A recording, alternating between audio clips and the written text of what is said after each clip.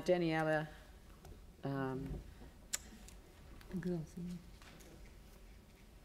sorry, my brain's not functioning properly. You've got 2 submissions, Daniela. I do. Yep. So we'll Kia hear ora them. tātou. Thank you. I'll just bring you a few words from the Canterbury WEA, and I'm sorry none of my colleagues were able to come along, and a few words from myself and some of my neighbours.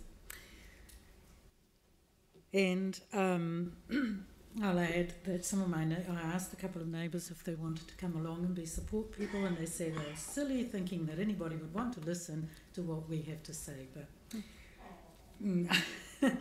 we're a little bit disheartened. But, you know, I still think it's worth coming here and speaking to you, and I know that you take submissions seriously, and I know that you listen.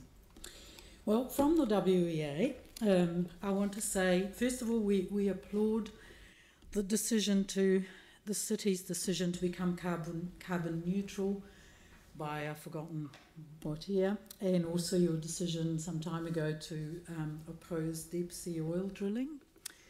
We're very proud of you for doing that. Another point we want to remind you of is that we think if this is the long-term plan, there's got to be a section in it that addresses climate change mitigation, whatever you can do.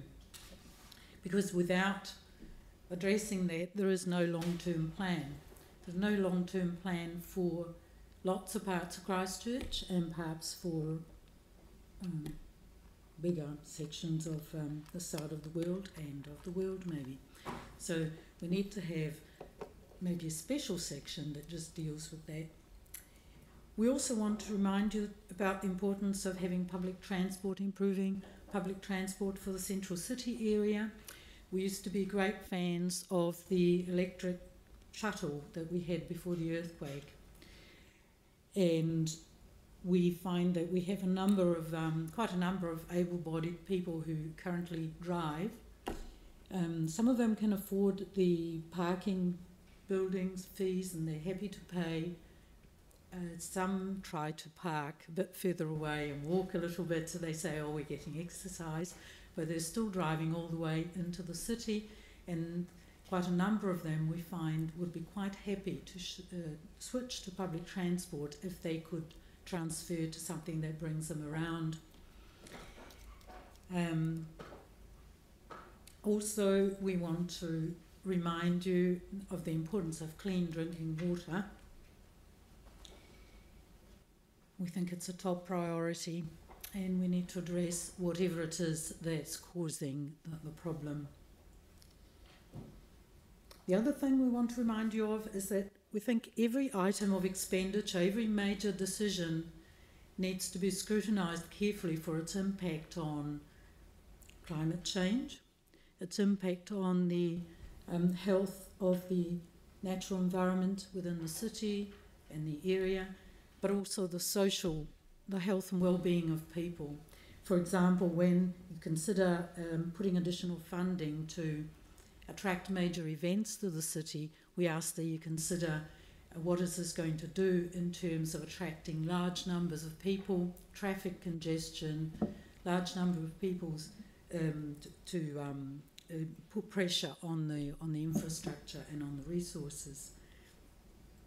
And if you decide to go ahead with some of those projects, that you're very clear on how the possible negative effects can be mitigated. From myself and some neighbours, I support all of those points that the Canterbury WA wanted to make. And in addition, I want to say, well, I'm a part-time driver, but I'm more of a cyclist than a driver. And to come here today, for example, I cycled down a section of Hereford Street that I'm sure has been narrowed since some public works recently. And I feel that I'm taking my life in my own hands when I cycle down those streets. I have noticed, and other people have noticed, that a number of streets have been narrowed recently. We don't understand why.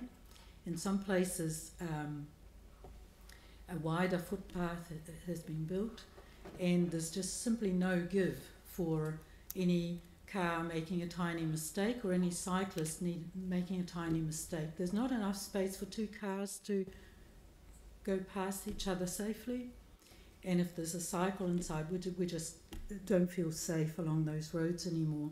It's great to have cycleways, and we definitely support those if they're not going to disrupt whole neighbourhoods, if they're not going to disrupt nature reserves. Obviously you build them with wisdom, but we don't understand why the other roads that we always used to cycle along, why they should be narrowed to the point that we find them unsafe. We've said enough about water. I also want to take the opportunity to speak in support of another proposal, which is a proposal from Community Action on Youth and Drugs on a special targeted rate on off-licence establishments. And I want to take the opportunity to speak against some alcohol bans in some neighbourhoods and a few other comments related to all that. Now, first of all, Community Action on Youth and Drugs, I understand, has had, my understanding, and I'm sorry, and maybe limited understanding, they've put forward this proposal that we should have a special targeted rate that would increase the rates paid by bottle shops. And that's in recognition of the fact that a lot of communities are up against the Sale and Supply of Alcohol Act that really makes their resistance to alcohol outlets almost impossible.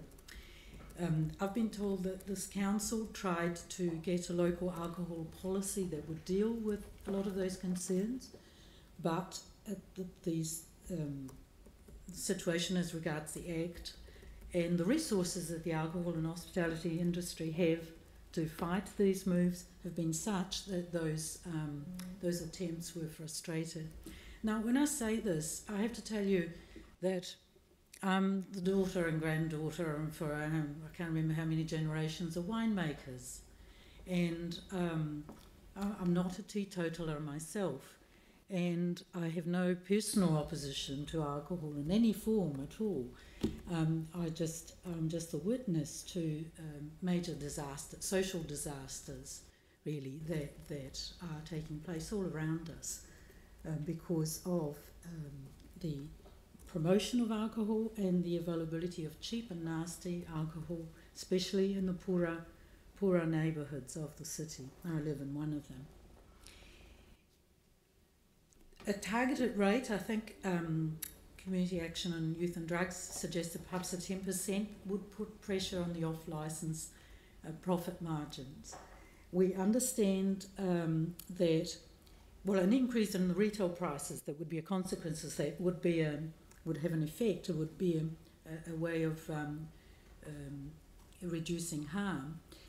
We understand that the main driver of consumption is the cheap alcohol and the abundant availability. There seem to be outlets near every little cluster of social housing, every little area with lower income community. But also it would put the onus on those outlets. If they're making money from what they do, they should be paying more. Now, in contrast to this, we've had, in our neighbourhood, for example, we've had an alcohol ban, which has seen people who can hardly understand that there is an alcohol ban and where it applies, faced with a $250 fine. I've been support person for one person, for example. Now, the $250 is more than double the weekly budget for this person. This person is very sensible and careful and will manage to pay back the loan and has paid that, through a loan, and he will handle it. But $250 for someone who's on an invalid's benefit, who has mental health issues, head injury issues, didn't even know that there was an alcohol ban in that area. Why not put a targeted levy on the off-licences that are profiting from the sale of alcohol to such people? So that's where my support is. Now, I have to say, in our neighbourhood, that alcohol ban that was put in place, I'm very sorry to say, I know the intentions were very good, but from what I've observed and hearing from various people who work alongside the homeless and people with addictions and the habitual drinkers from that area, now they understand that the earlier alcohol bans from the central city had pushed those habitual drinkers further out into the east, and it really hasn't succeeded. That they've moved to different areas. Sometimes they're hiding in different areas, and in addition, they now feel targeted and less able to interact with the helping agencies around them. And it hasn't really helped much. With anecdotal, one of our neighbours walking her dog just very recently felt really intimidated by a group of men who were obviously drunk, but she suspected also high on synthetic drugs. When she was able to call the police safely, the police said there was nothing they could do about it. They weren't going to come round. There was no alcohol ban there. They couldn't do anything about it. And a number of people in our area have now reported feeling more nervous about what's happening because they keep seeing police coming to enforce the alcohol ban. I mean, they have no choice. If there's a ban, they have to enforce it. And they're even turning up in vans. I'm sorry to interrupt, but can we just flick into should I just switch the clock back on for the other 5 minutes? Oh, okay. Yeah, because, I mean, you've gone over the 10, so... Right. But I want to give you time to complete what you're saying. Yeah. Although, strictly it's not... I mean, the alcohol ban might be a policy issue in terms of the LTP, but they are going through different processes, and I'm just well, hoping fair enough, fair comment. I'm linking it to the long-term plan because what I want to say is that our long-term plan has to include continuing to support the initiatives that have had a positive effect, and for example, restricting the number of cheap alcohol outlets. But that wasn't in our local alcohol plan. I'm linking it to a whole lot of long-range but we're not doing the local alcohol plan either. Yeah, fair enough. Yeah. And also... Just come back to the budget. And, Thinking about, because I'm focusing on our neighbourhood, and that's what I've been asked to do,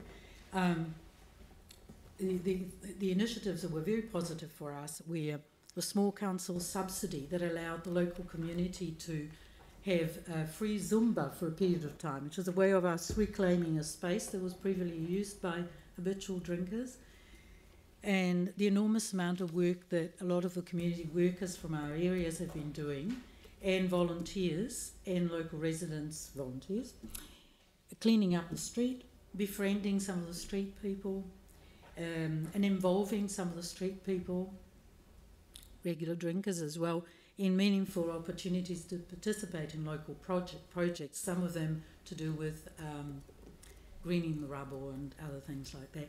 And the outreach facilities that have,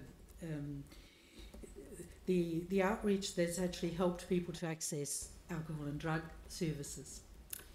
And I understand that now there's some thought in the neighbourhood to involve Maori wardens again to continue with this. That's all the thoughts that I had to bring, really. Thank you for that. What I'll do is I'll now open it up for questions. So we've got a couple of minutes left. Sarah and then Yanni. Thank you for that. I'm just wondering, there's from much earlier on in the time, you talked about the climate change mitigation and how important that is. And you've also expressed some concern about how the major cycleways are being implemented. But were you aware that the cycleways program itself has been deferred, so it's been pushed out in the long-term plan?